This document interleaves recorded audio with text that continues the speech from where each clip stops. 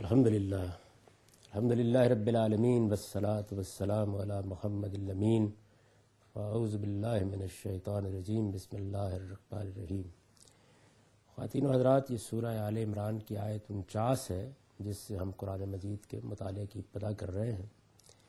اس میں سیدنا مسیح علیہ السلام کا تعارف کرایا جا رہا ہے۔ سیدنا مسیح علیہ السلام کی پیدائش کی بشارت اللہ تعالیٰ نے ان کی والدہ کو دی۔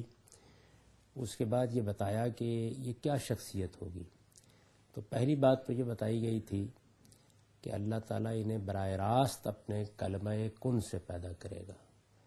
اللہ تعالیٰ کے ہاں تخلیق کے دو طریقے ہیں، ایک یہ کہ وہ اپنے کلمہ کن کے ذریعے سے جب چاہتے ہیں، جس طرح چاہتے ہیں، بغیر کسی تردد کے کسی چیز کو خلق کر دیتے ہیں۔ دوسرے یہ کہ وہ ایک پروسیس اختیار کرتے ہیں جس میں تخلیق کا عمل بعض اوقات صدیوں میں، بعض اوقات قرنوں میں مکمل ہوتا ہے۔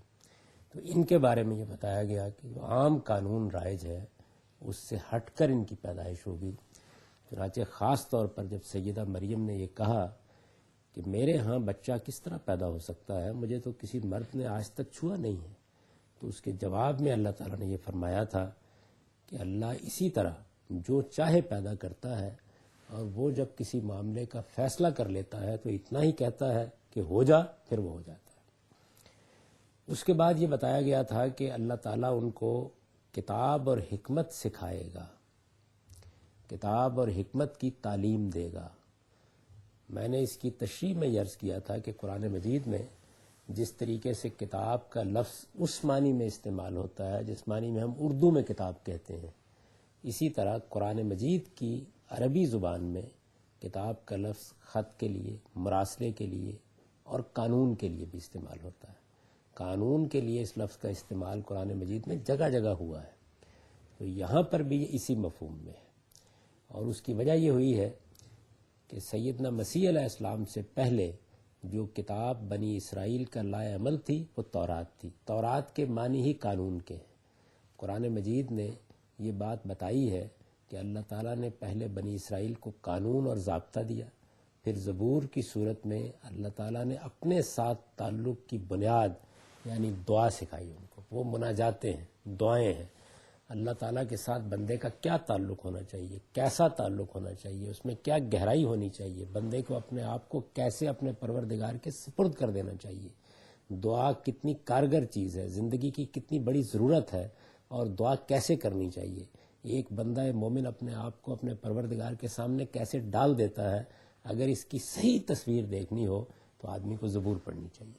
اب بھی زبور موجود ہے، اگرچہ کہیں کہیں معلوم ہوتا ہے کہ اس میں اختلاط ہوا ہے، لیکن بحیثیت مجموعی وہی کتاب ہے جو اللہ کی طرف سے نازل کی گئی۔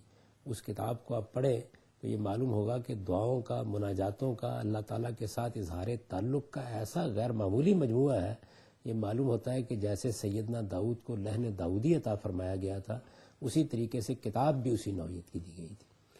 اس کے بعد انجیل ہے۔ انجیل کو آج بھی جب ہم پڑھتے ہیں تو معلوم ہوتا ہے کہ سراسر حکمت ہے، یعنی دین کیا ہے، دین کی روح کیا ہے، اللہ تعالیٰ پر ایمان کی حقیقت کیا ہے، ہمیں جواب دہی کے لیے اللہ کے حضور میں پیش ہونا ہے اس کی حقیقت کیا ہے، ہمارے اخلاقی وجود کو کیسے پاکیزہ ہونا چاہیے، قانون اور اخلاق کا کیا باہمی تعلق ہے، اللہ تعالیٰ جب شریعت دیتے ہیں تو اس کی کیا حیثیت ہے، اور اس کے پیچھے جو جذبہ کار فرما ہونا چاہیے اس کو عمل کرنے کے لیے اس کی کیا نوعیت ہے، اس کو انجیل بیان کرتی ہے۔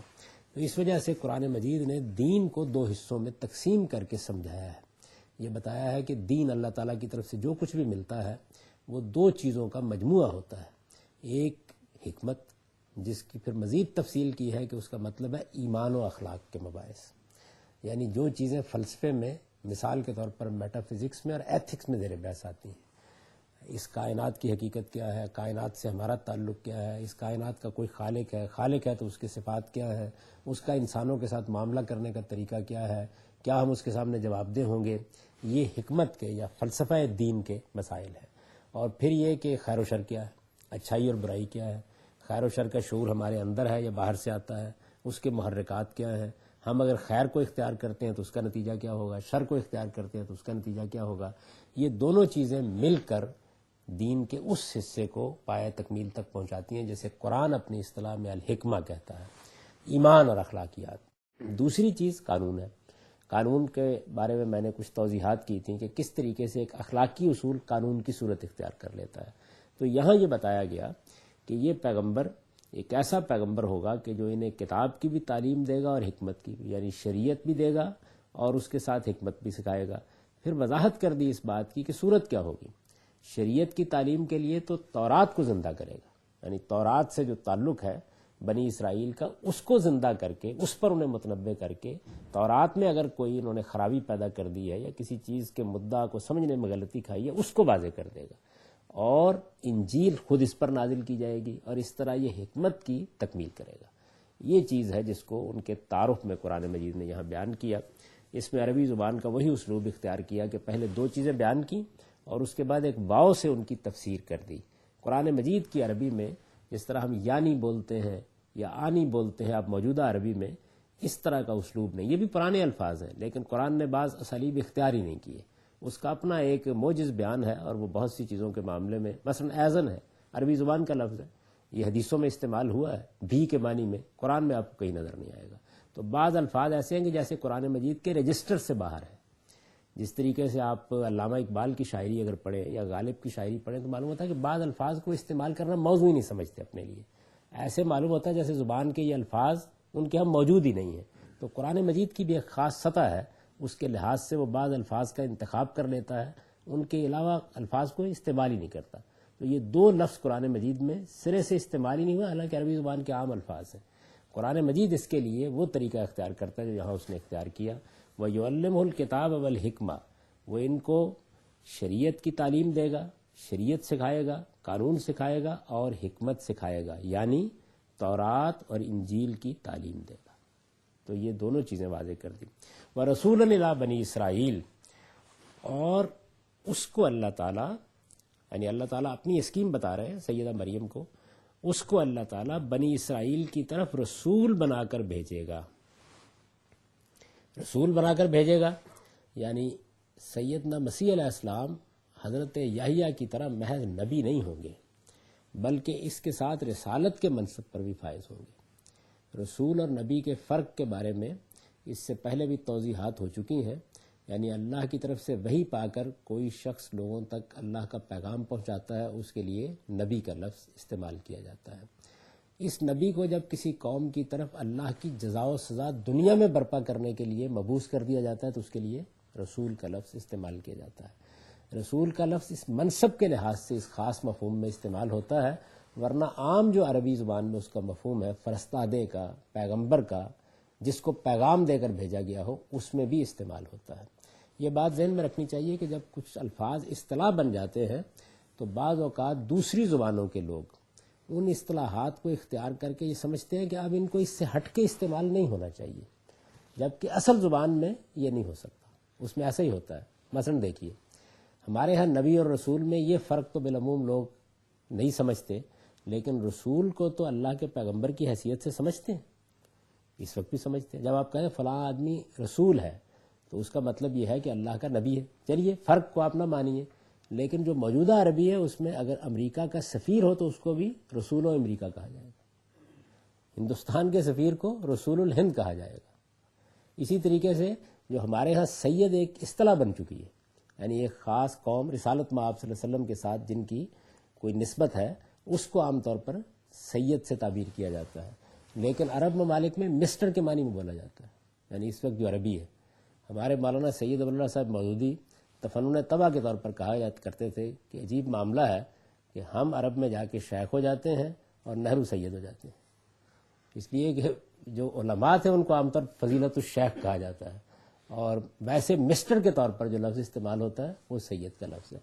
تو بالکل اسی طریقے سے عربی زبان میں رسول مثال کے طور پر جبریل امین وہی لے کے آتے ہیں، پیغام لے کے آتے ہیں، ان کے لیے بھی استعمال ہو جائے گا. اللہ تعالیٰ کسی آدمی کو پیغامبر بنا کے بھیجیں گے، آپ کسی کو پیغامبر بنا کے بھیجیں گے تو اپنے لغوی مفہوم میں بھی استعمال ہو جاتا ہے، اور اسی طریقے سے ایک اصطلاح کے طور پر بھی استعمال ہوتا ہے. یہ چیز سیاق سباق سے جس طرح دنیا کی دوسری زبانوں میں واضح ہوتی ہے اسی طرح واضح ہو جاتی ہے. تو فرمایا کہ وہ بنی اسرائیل کے لیے رسول ہوں گے. یہاں منصب کی طرف اشارہ کرنا مقصود ہے کہ وہ محض نبی نہیں ہوں گے بلکہ اس کے ساتھ رسالت کے منصب پر بھی فائز ہوں گے. دوسری بات جو اس میں واضح کی وہ یہ ہے کہ رسولاً الی بنی اسرائیل، یعنی وہ بنی اسرائیل کے لیے خاص رسول ہوں گے، باقی قوموں کی طرف اس حیثیت سے ان کی بعثت نہیں ہوگی۔ ان کی نبوت کا پیغام تو ساری دنیا کے لیے ہے، اللہ کو ایک مانو، اللہ کی توحید پر ایمان رکھو، آخرت کی جواب دہی کے لیے تیار رہو، یہ چیز تو ساری دنیا کے لیے عام ہے۔ ہر پیغمبر جو جہاں بھی آیا ہے یہ پیغام لے کے آیا ہے، تو میں ایک دن اپنے پروردگار کے حضور میں جواب دہ ہونا ہے، لیکن ان کی حیثیت رسالت کا تعلق بنی اسرائیل سے، یہ واضح کر دیا۔ اس کا کیا مطلب ہے؟ اس کا مطلب یہ ہے کہ بنی اسرائیل پر وہ اللہ کی حجت تمام کریں گے، اور جب بنی اسرائیل پر اللہ کی حجت ان کے ذریعے سے پوری ہو جائے گی تو اس کے بعد اس کے نتائج ان کو دنیا میں بھگتنے ہوں گے، یعنی یہ بنی اسرائیل کے لیے خاص رسول ہوں گے۔ اب ظاہر ہے کہ وہ بنی اسرائیل پر اتمام حجت کے لیے آئے ہیں۔ بنی اسرائیل پر اتمام حجت کا مطلب کیا ہے؟ یعنی قوم نوح پر سیدنا نوح علیہ السلام نے اتمام حجت کیا، قوم عاد پر، قوم سمود پر ان کے پیغمبروں نے اتمام حجت کیا۔ یہ میری آپ کی طرح عمومی قومیں ہیں، جیسے ہماری ایک قوم ہے، میری قوم، آپ کی قوم، جیسے ہم پاکستانی قوم کہتے ہیں، ہندوستانی قوم کہتے ہیں، امریکی قوم کہتے ہیں، یہ تو عموم میں اقوام ہے۔ بنی اسرائیل کا معاملہ یہ نہیں ہے۔ بنی اسرائیل کا معاملہ یہ ہے کہ وہ در حقیقت اللہ تعالیٰ کی طرف سے منتخب کر کے ایک ذمہ داری پر فائز کیے گئے ہیں۔ ان کی طرف اتمام حجت کے لیے جس پیغمبر کو بھیجا جا رہا ہے اس کی نوعیت بالکل مختلف ہو جاتی ہے۔ اس کا مطلب یہ ہے کہ اللہ تعالیٰ نے در حقیقت ایک غیر معمولی منصب پر فائز قوم کے بارے میں آخری فیصلہ کرنے کا ارادہ کر لیا۔ یہ چیز ہے جو پیش نظر رہنی چاہیے۔ چنانچہ ان پر اتمام حجت کے لیے، یعنی ایک یہ ہے کہ ایک بگڑی ہوئی قوم تھی، غلط فہمی میں مبتلا تھی، ایک پیغمبر ان کی طرف بھیجا گیا۔ یہ وہ قوم ہے جس کے پاس کتاب ہے، جس کے پاس نبوت ہے، جو پیغمبروں کی پیرو رہی ہے، جو پیغمبروں کی اولاد ہے، سیدنا ابراہیم علیہ السلام کی ذریت ہے، ایک بڑے منصب پر فائز ہے۔ اس کے ہاں سرکشی اور گردن کشی ہے جس کو تورات بیان کرتی ہے، انتہا پر پہنچ گئی ہے۔ اس موقع کے اوپر سیدنا مسیح علیہ السلام کو آخری پیغمبر کی حیثیت سے، یعنی بنی اسرائیل کے لیے خدا کے آخری پیغمبر کی حیثیت سے مبعوث کیا گیا ہے۔ چنانچہ آپ دیکھیے کہ کیا غیر معمولی معاملات کیے۔ اتمام حجت کا مطلب یہ نہیں ہوتا کہ آپ نے بہت بلیغ واضح فرمانا ہے، بڑے اعلیٰ عقلی دلائل دینے ہیں، وہ تو دیتے ہی ہیں سارے پیغمبر۔ یعنی اب آپ نے پردہ اٹھا دینا ہے حقائق سے، اتنی حد تک پردہ اٹھا دینا ہے کہ جس کے بعد کسی کے پاس عذر کی گنجائش نہ رہے۔ اس وقت پردہ پڑا ہوا ہے، یعنی حقائق پر چونکہ پردہ پڑا ہوا ہے تو ہم عقلی استدلال کرتے ہیں، دھواں دکھا دکھا کر بتاتے ہیں پیچھے آ گئے۔ تو یہ جو طریقہ ہے یہ تو ایک عاقل انسان کے لیے کفایت کرتا ہے کہ وہ کائنات کو دیکھے اور اس سے خدا تک پہنچ جائے، کائنات کا مطالعہ کرے، کائنات کے نظم کا مطالعہ کرے، اس سے آخرت کا تصور اخذ کر لے۔ لیکن جس وقت آپ پردہ اٹھا دیتے ہیں، یعنی وہ حقائق جو اس وقت نظر نہیں آتے، وہ چیزیں جو اس وقت حسی مشاہدے میں نہیں آتی، جب ان سے پردہ اٹھا دیتے ہیں تو پھر تو کسی کے لیے کوئی گنجائش باقی نہیں رہتی۔ تو ان کے لیے ایک حد تک پردہ اٹھایا جا رہا ہے معاملات سے۔ پہلا پردہ یہ اٹھایا کہ ان کی بعثت ایک ایسے طریقے سے ہوئی کہ جو طریقہ عام حالات میں اللہ تعالیٰ انسانوں کی پیدائش کے معاملے میں اختیار نہیں کرتے۔ پہلا معاملہ یہ کیا، اس کو بیان کر دیا پہلے۔ یہ جتنا معاملہ ہے اس کو اگر آپ دیکھیں تو اس کی تمہید یہاں سے اٹھائی ہے کہ ہم نے مسیح علیہ السلام کو پیدا کیا تو ہم نے ان کی بشارت دی اور یہ کہا کہ یہ آپ کے ہاں ولادت پائیں گے، اور ان کے ساتھ معاملہ یہ ہوگا کہ یہ بن باپ کے پیدا ہوں گے، اپنی نبوت کی گواہی گہوارے میں دیں گے، یہ بڑے ہو کر بھی اس کی تعلیم دیں گے، اور ان کو ہم نے براہ راست اپنے کلمہ کن سے پیدا کیا ہے۔ یعنی ابتدا ہی گویا غیر معمولی صورتحال سے ہو رہی ہے۔ اس غیر معمولی صورتحال میں جب ایک شخص کو بھیجا جائے گا تو غیر معمولی معجزات بھی اس کے سپرد کیے جائیں گے۔ سیدنا موسیٰ علیہ السلام کے معجزات کا ذکر قرآن میں آ گیا، تو معجزے کے بارے میں بھی یہ بات معلوم ہوئی کہ یہ در حقیقت کسی قوم کے لیے خدا کی آخری حجت ہوتی ہے۔ یعنی اب کچھ پردہ اٹھایا جا رہا ہے معاملات سے، اس کے بعد بھی اگر کوئی قوم نہیں مانتی تو پھر اس کا فیصلہ آسمان سے صادر ہو جاتا ہے۔ اب وہ چیزیں جو ان کو دی ہیں، سیدنا موسیٰ علیہ السلام کو کہا گیا نا کہ آپ کو ہم نے 9 نشانیاں دے کر فرعون کی طرف بھیج دی ہیں، وہ بھی چونکہ ایک باجبروت حکمران ہے تو کچھ غیر معمولی معجزے دے کر ان کو بھیجا گیا تاکہ وہ پہلے ہی مرحلے میں ان کے خلاف کوئی اقدام نہ کرے بلکہ ان کی بات سننے کے لیے آمادہ ہو جائے۔ ان کے معجزات کی نوعیت یہ ہے کہ بنی اسرائیل کے مذہبی پیشوا ہیں، علماء ہیں، فقیہ ہیں، وہ اس وقت غیر معمولی حد تک اپنی قوم پر گرفت رکھتے ہیں، رومیوں کا قبضہ ہے، ایک محکوم قوم میں آئے ہیں۔ یعنی اس طرح کی صورتحال ہے، جس طرح ہمارے ہاں کسی زمانے میں انگریزوں کی حکومت قائم تھی تو یہی صورتحال اس وقت تھی۔ بنی اسرائیل اس وقت کے مسلمان تھے تو ان کی حکومت ختم ہو چکی تھی، اور رومیوں نے ان کی سلطنت پر قبضہ کر لیا تھا. اور رومیوں کا عام طریقہ یہ تھا کہ بعض اوقات تو وہ یہ کرتے تھے کہ براہ راست جیسے وائسرائے کو مقرر کر کے حکومت کی جا رہی ہے، اور بعض اوقات یہ طریقہ اختیار کرتے تھے کسی مقامی حکمران ہی کے ذریعے سے حکومت کرتے تھے، جیسے ہمارے یہاں بھی انگریزوں نے یہ کیا کہ انہوں نے برطانوی ہند میں براہ راست حکومت کی وائسرائے کے ذریعے سے، اور بعض ریاستیں ایسی تھیں جن میں وہ بالواسطہ حکومت کرتے رہے. یعنی سینکڑوں کی تعداد میں ہندوستان کی ریاستیں تھیں جن میں ان کے حکمرانوں کو انہوں نے نہیں چھیڑا، لیکن ان کی حکمرانی کی نوعیت بس یہی تھی کہ وہ احکام کے پابند ہوتے تھے. ان کا ایک یوں سمجھ لیجئے کہ نام کی حد تک اقتدار قائم ہوتا تھا. تو یہ طریقہ انہوں نے اختیار کر رکھا ہوا تھا کہ کچھ حصہ ایسا تھا جس میں رومی گورنر تھا، اور کچھ حصہ ایسا تھا کہ جس میں بنی اسرائیلی کے حکمران تھے، لیکن ان پر اقتدار رومیوں ہی کا قائم تھا. یہ صورتحال تھی. اس میں یہ آئے ہیں، اور اس موقع پر ان کو جب معجزات دیے گئے غیر معمولی معجزات ہیں، یعنی وہ حصی معجزات کہ جو گویا ان کی نبوت کی علامت کے طور پر دے دیے گئے کہ میں خدا کی طرف سے آیا ہوں. اور جس طرح میں پہلے عرض کر چکا کہ یہ المسیح قرار پائے، یعنی اللہ تعالیٰ نے ان کے اس منصب پر فائز ہونے کا اعلان اپنی طرف سے کیا. اس کی صورت یہ اختیار کی گئی کہ انہوں نے گہوارے ہی میں اپنی نبوت کی شہادت دی اور اپنے منصب کا اعلان کیا. وہ آگے بیان ہوگا. تو ارشاد فرمایا کہ یہ بنی اسرائیل کی طرف رسول بنا کر بھیجے جائیں گے، اور یہ آ کر دعوت دیں گے. یعنی اس کے بعد قرآن نے کیا کیا ہے؟ قرآن نے یہ کیا ہے کہ جیسے ہی ان کے تعارف کے جملے مکمل ہوئے ہیں تو یک بیک گویا ان کی زبان سے بات کہنا شروع کر دی ہے، ان کی زبان سے وہ دعوت پیش کرنا شروع کر دی ہے. چنانچہ یہی ہوا، اور اس نے بنی اسرائیل کو دعوت دی. کیا دعوت دی؟ انی قد جئتکم بآیۃ من ربکم، میں تمہارے پروردگار کی طرف سے نشانی لے کر آیا ہوں. یعنی مطلب یہ ہے کہ میں پروردگار کی طرف سے ایک واضح آیت، واضح نشانی لے کر آیا ہوں. میرے ساتھ کچھ پردے اٹھ رہے ہیں. میں آ کے محض واز نہیں کر رہا، وہ تو بہت ہو چکا تم پر. 2000 سال کی تاریخ میں پیغمبروں نے نوحے پڑے ہیں، اور وہ بنی اسرائیل کے آپ صحائف کو دیکھیں تو یہ معلوم ہوتا ہے کہ جیسے انہوں نے دل کے دروازوں پر دستک دی ہے. اس وقت بھی بائبل کے مجموعے میں جو انبیاء کے صحائف ہیں، یرمیہ نبی کے، حزقیل نبی کے، وہ غیر معمولی چیزیں ہیں. یعنی اس میں تو کوئی کسر باقی نہیں رہ گئی. میں تو اب آخری نشانی لے کر آ گیا ہوں، اب تمہارے پروردگار کی طرف سے اب فیصلہ ہونا ہے، یہ میں لے کر آیا ہوں. تو انہوں نے کہا کہ میں کیا کروں گا؟ انی اخلق لکم من الطین کہیئۃ الطیر، وہ نشانی یہ ہے کہ میں تمہارے لیے مٹی سے پرندے کی ایک صورت بناتا ہوں. پھر کیا ہوگا؟ فانفخ فی، پھر میں اس میں پھونکتا ہوں. فیکون طیرا باذن اللہ، تو اللہ کے حکم سے وہ فی الواقع پرندہ بن جاتی. یعنی گویا زندگی دینے کا جو عمل ہے اس کا میں مشاہدہ کرا دوں گا. زندگی اسباب کے تحت وجود پذیر ہوتی ہے. میں مٹی کی ایک مورت بناؤں گا. جس طریقے سے پروردگار نے مٹی کے اندر سے انسان کی تخلیق کر کے اس میں زندگی کی روح پھونکی ہے، تو تم یہی تردد محسوس کرتے ہوں گے نا، تو میں یہ کر کے دکھا دوں گا. تو پہلا معاملہ انہوں نے یہ بیان کیا کہ انی اخلق لکم من الطین کہیئۃ الطیر، وہ نشانی یہ ہے کہ میں تمہارے لیے مٹی سے پرندے کی ایک صورت بناتا ہوں. فانفخ فی، پھر اس میں پھونکتا ہوں. فیکون طیرا باذن اللہ، تو اللہ کے حکم سے. اب یہ دیکھیے بار بار وہ یہ کہیں گے کہ یہ کوئی میرا کارنامہ نہیں ہے، اللہ کے اذن سے، اللہ کے اذن سے، اللہ کے حکم سے وہ فی الواقع پرندہ بن جاتی ہے. وابری الاکمہ والابرص، اور اندھے اور کوڑی کو میں اللہ کے حکم سے اچھا کر دیتا ہوں. یعنی اندھے اور کوڑی میرے سامنے لائے جائیں گے اور میں ان پر اپنا ہاتھ رکھوں گا اور ان کا مرض دور ہو جائے گا. وَأُحْيِي الْمَوْتَى بِإِذْنِ اللَّهِ، اور میں مردوں کو زندہ کر دوں گا اللہ کے اذن سے. یعنی یہ کوئی معمولی معاملات نہیں ہے. آپ دیکھیے اس میں زندگی دینے سے ابتدا ہوئی ہے اور پھر اس کے بعد یہ بتایا ہے کہ مردوں کو زندہ کر دوں گا.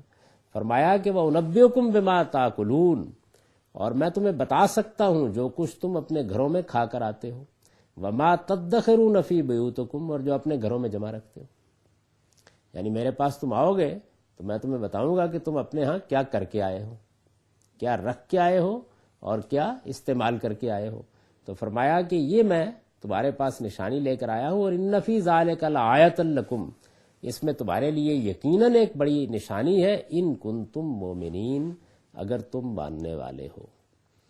اور اس کے ساتھ انہوں نے کہا کہ میں محض یہ غیر معمولی معجزات ہی لے کر نہیں آیا، وَمُصَدِّقًا لِمَا بَيْنَ يَدَيَّ مِنَ التَّوْرَاتِ، مذہبی لحاظ سے میں کوئی نئی دعوت لے کر نہیں آیا، میں اس تورات کی تصدیق کرنے والا بن کے آیا ہوں جو مجھ سے پہلے تمہارے پاس موجود ہے۔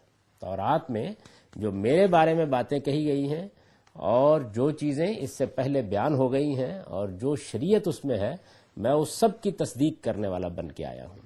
اور فرمایا کہ میں اس لیے آیا ہوں وَلِأُحِلَّ لَكُمْ بَعْضَ الَّذِي حُرِّمَ عَلَيْكُمْ، کہ جو چیزیں اس سے پہلے تم پر حرام کر دی گئی ہیں، کیسے حرام ہوئی ان پر ہم یہ گفتگو کرتے ہیں، ان کو میں حلال کرنے کے لیے آیا ہوں۔ وَجِئْتُكُمْ بِآیَةٍ مِّن رَبِّكُمْ، اور دیکھو میں تمہارے پروردگار کی طرف سے تمہارے پاس نشانی لے کر آیا ہوں، فَاتَّقُوا اللَّهَ، سو اللہ سے ڈرو اور میری بات مانو، ان اللہ ربی و ربکم، یقیناً اللہ ہی میرا بھی رب ہے اور تمہارا بھی، فاعبدوہ، لہذا اسی کی بندگی کرو، ھذا صراط مستقیم، یہی سیدھی راہ ہے۔ یہ ان کی پوری دعوت ہے۔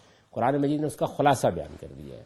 یہ باتیں انہوں نے اگر انجیل کو آپ پڑھیے تو وقتاً فوقتاً کہی ہیں، مختلف موقعوں پر کہی ہیں، کبھی اجمال سے کہی ہیں، کبھی تفصیل کے ساتھ کہی ہیں، کبھی ان کی وضاحت کی ہے اور کبھی ان کی طرف محض اشارہ کیا ہے۔ قرآن مجید نے یہاں ان کا خلاصہ کر دیا ہے۔ اس خلاصے کا آپ جائزہ لیں تو یہ دیکھیے کہ معلوم ہوتا ہے کہ سراسر ایک غیر معمولی شخصیت ہے، یعنی سیدنا مسیح علیہ السلام کی شخصیت کا جو قرآن نے یہاں تعارف کرایا ہے۔ جب مذہبیات کے معاملے میں تعصبات پیدا ہو جاتے ہیں، اس کو قرآن آگے موضوع بنائے گا، تو اس وقت تو مسئلہ یہ ہوتا ہے کہ آپ اپنے ہاں کے پیغمبر کے بارے ہی میں تمام چیزوں کو جمع کرنا شروع کر دیتے ہیں۔ قرآن مجید اس مقام پر نہیں کھڑا، وہ تو اصل میں خدا کی کتاب ہے، اس وجہ سے وہ ساری صورتحال کو اسی طرح بیان کرتا ہے جس طرح کہ وہ فی الواقع ہے۔ ایسا نہیں ہے کہ مسیحیوں کے ساتھ گفتگو کی جا رہی ہے تو جس طرح ہمارے ہوتا ہے کہ مناظرے کے موقع کے اوپر آپ سیدنا مسیح علیہ السلام کو کمتر دکھانے کی کوشش شروع کر دیتے ہیں اور رسالت میں آپ صلی اللہ علیہ وسلم کو برتر دکھانے کی کوشش شروع کر دیتے ہیں، یہ قرآن مجید کا انداز ہی نہیں ہے۔ قرآن مجید حقائق کو بیان کرتا ہے۔ تو آپ دیکھیں کہ سب سے پہلے اس نے کہاں سے بات اٹھائی ہے، یہاں سے بات اٹھائی ہے کہ سیدنا مسیح علیہ السلام کی پیدائش کیسے ہوئی، اس بات کی تصویب کی ہے کہ جس بنیاد پر تم نے الوہیت کا عقیدہ پیدا کر لیا ہے، حالانکہ اگر محض اس کی تردید کرنا مقصود ہوتا تو تنہا یہی بات کافی تھی کہ تم لوگ غلط فہمی مبتلا ہو، نہیں، تصویب کی اس کی کہ ایسا ہی ہوا ہے، ایسا ہی ہوا ہے، یعنی سیدنا مسیح علیہ السلام کی پیدائش اسی طرح غیر معمولی ہوئی ہے۔ اس میں کوئی شبہ نہیں کہ انہوں نے گہوارے میں اپنی نبوت کی منادی کی ہے، اس کی دعوت دی ہے، وہ اسی وجہ سے مسیح کہلائے ہیں، یعنی اللہ کی طرف سے گویا اعلان کیا گیا اس طریقے سے کہ وہ اس منصب پر فائز ہیں۔ اس سے پہلے اس منصب پر فائز کرنے کا عمل اور طریقے سے ہوتا تھا، یہ براہ راست خدا کی طرف سے ہوا ہے۔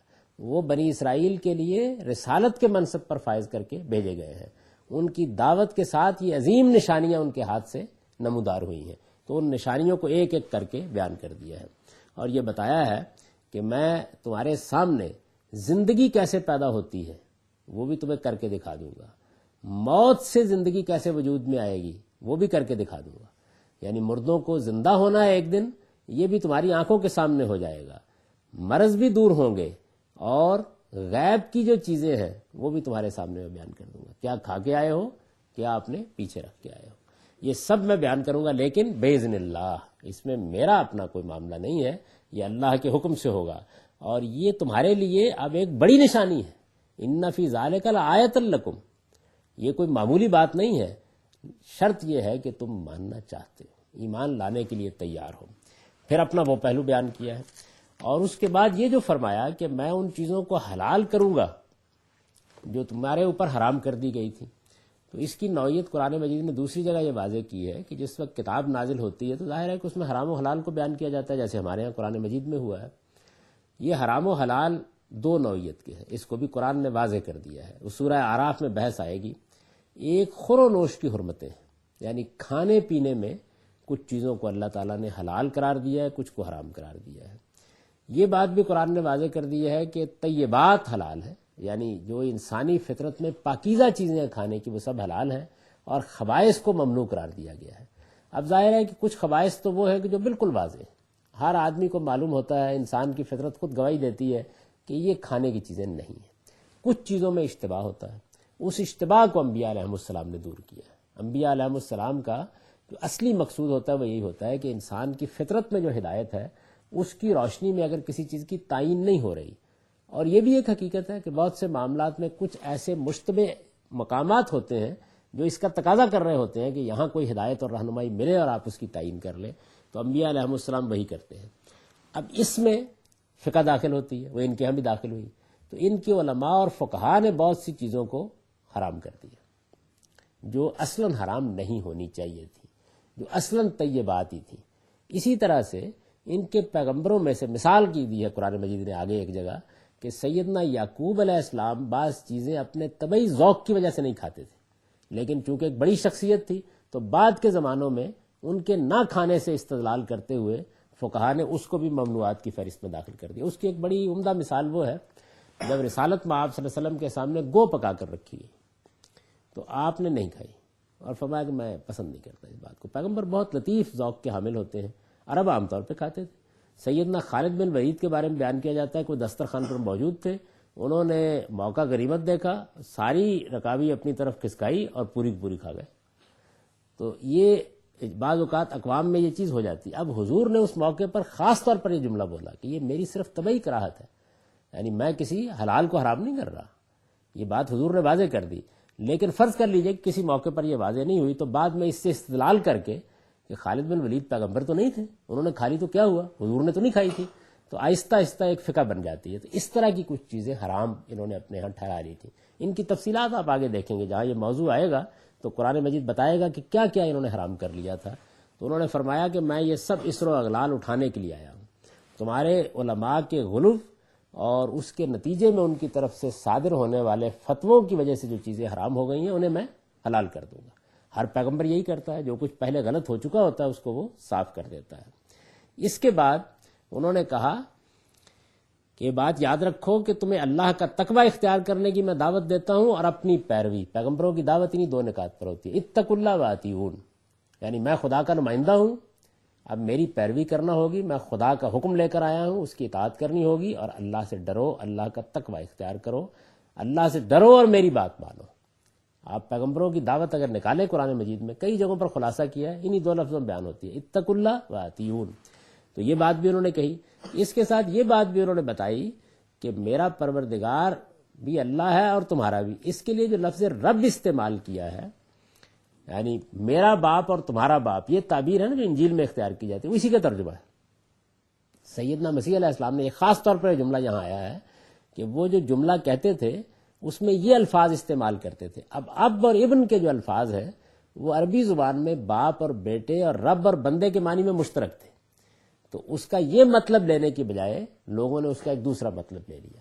مشترک الفاظ سے فائدہ اٹھا کر ایک پورا فلسفہ نکال لینا اور اس کو اس کے سیاق و سباق میں نہ رکھنا۔ انجیل میں جگہ جگہ پوری انسانیت کے لیے یہ تعبیر استعمال ہوئی ہے کہ تم سب خدا کے بیٹے ہو۔ ہمارے شاعر حالی نے یہ کہا کہ ہے ساری مخلوق کنبہ خدا کا۔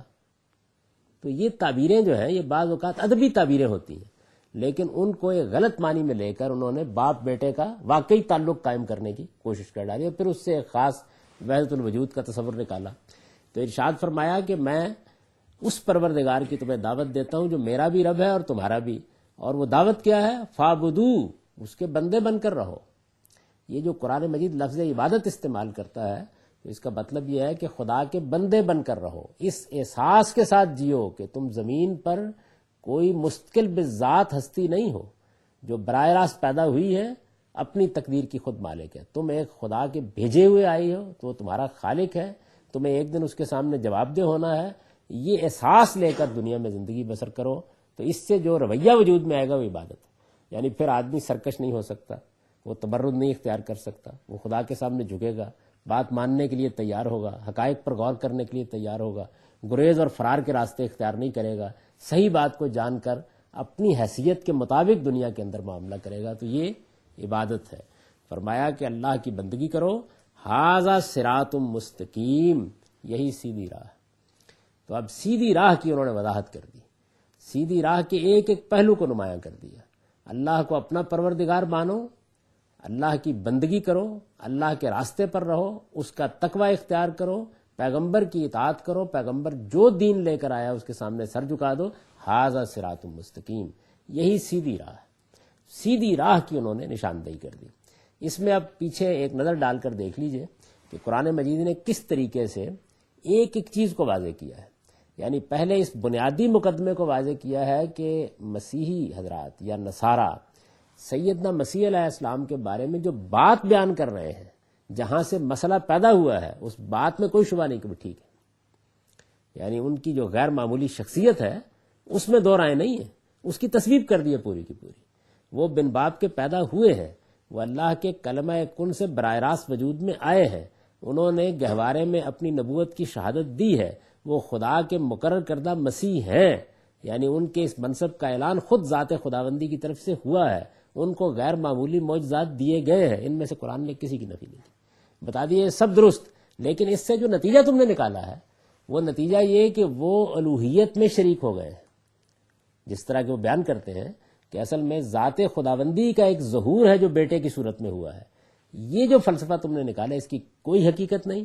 انہوں نے یہ جو کچھ کیا اللہ کی طرف سے کیا.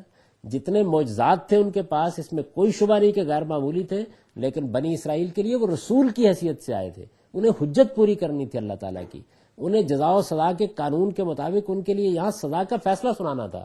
اس لیے یہ معجزات ان کو دیے گئے تھے. یہ معجزات بھی وہ باذن اللہ کہہ کے پیش کرتے تھے، اللہ کے حکم سے، اللہ کے حکم سے. اس میں کوئی چیز بھی ان کی ذاتی نہیں تھی. ان کی دعوت کیا تھی؟ ان کی دعوت یہ نہیں تھی کہ مجھ سے ڈرو، میرے اندر خدا ظہور کر گیا ہے، یا میں خدا کا ظہور بن گیا ہوں، یا ذات خداوندی نے میری صورت اختیار کر لی ہے، یا باپ بیٹے کی صورت میں آ گیا ہے. وہ تو یہ کہتے تھے اتقوا اللہ، اللہ سے ڈرو، اور اسی طرح اپنی اطاعت کی دعوت دیتے تھے جس طرح سب پیغمبر اللہ کی اطاعت کی دعوت دیتے رہے. ان کی دعوت میں اور پیغمبروں کی دعوت میں کوئی فرق نہیں تھا. اور رہی یہ بات کہ انہوں نے جو الفاظ استعمال کیے تھے تم نے ان کو غلط صورت دی. اصل الفاظ یہ تھے کہ ان اللہ ربی و ربکم، کہ اللہ ہی میرا بھی پروردگار ہے اور تمہارا بھی پروردگار ہے. میرا باپ اور تمہارا باپ کے الفاظ جو تم نے اختیار کیے وہ ایک غلط تعبیر کا نتیجہ ہے. اصل الفاظ یہ تھے. اور بندگی کی دعوت دی تھی انہوں نے. کس کی بندگی؟ اپنی بندگی نہیں، فاعبدوہ، اللہ کی بندگی کرو. اور یہ بتایا تھا کہ جس راستے پر تم چل پڑے ہو یہ صحیح راستہ نہیں ہے، ھذا صراط مستقیم، یہ سیدھا راستہ ہے. تو ان کی دعوت یہ تھی. اس دعوت کو وہ لے کر آئے تھے اور اس دعوت کو انہوں نے آخری درجے میں واضح کر دیا تھا. کوئی ادنا تردد بھی باقی نہیں تھا. اس دعوت کو سن لو، اس کے اندر تمہارے علم کلام کے لیے کوئی گنجائش نہیں ہے. ہاں جن چیزوں سے تم نے استنباط کیا وہ بالکل ٹھیک ہے، لیکن ان کا موقع اور ان کا محل بالکل دوسرا تھا. ان کا موقع اور محل وہ نہیں تھا جو تم نے اختیار کر لیا. یعنی اصل میں تو ایسا ہی ہوتا ہے کہ کچھ غیر معمولی چیزیں اللہ تعالیٰ کی طرف سے صادر ہوتی ہیں پیغمبروں کے معاملے میں، اور اسی سے لوگ شرک کے بعض پہلو پیدا کر لیتے ہیں. تو قرآن مجید نے یہاں یہ نہیں کیا کہ ایک چیز کی تردید کرنی ہے. دیکھیے اگر مناظرہ کرنا ہو، یعنی مسیحی مذہب کے مقابل میں اگر اسلام کوئی نیا مذہب ہے جو پیش کیا جا رہا ہے تو پھر لب و لہجہ یہ نہیں ہونا چاہیے. پھر صورت وہی ہونی چاہیے جو مناظروں میں ہوتی ہے. قرآن مجید نے یہ اختیار نہیں کی. قرآن مجید تو اس دعوت پر کھڑا ہے کہ یہی اصل میں پیغمبروں کا دین ہے. سیدنا مسیح علیہ السلام بھی اسی کو لے کر آئے تھے. جس طرح آپ محمد الرسول اللہ صلی اللہ علیہ وسلم کی بعثت ہوئی ہے اور وہ تمہارے سامنے اللہ کا دین پیش کر رہے ہیں، یہ وہی دین ہے جو انہوں نے پیش کیا تھا. ایک ہی بات تھی جو کہی جا رہی ہے. وہ اللہ کے پیغمبر تھے اور ان کا مقام یہ تھا، ان کے معجزات یہ تھے، ان کی پیدائش اس طریقے سے ہوئی. یہ سب کچھ کیوں ہوا؟ اس کا باعث یہ تھا کہ بنی اسرائیل ایک منتخب قوم تھے اللہ تعالیٰ کی. اب آپ نگاہ ڈالیے اس آیت پر جو ابتدا میں آئی تھی، ان اللہ اصطفیٰ آدم و نوح و آل ابراہیم و آل عمران علی العالمین. ہم نے پہلے دور میں آدم اور نوح کو انفرادی حیثیت سے نبوت کے منصب کے لیے منتخب کیا اور بعد میں پوری ذریت ابراہیم کو اس منصب کے لیے منتخب کیا. تو یہ خصوصی منصب ہے بنی اسرائیل کا، جس کے پیش نظر یہ فرمایا ہے کہ اللہ تعالیٰ نے یہ غیر معمولی معجزات ان کو دے کر بھیجا.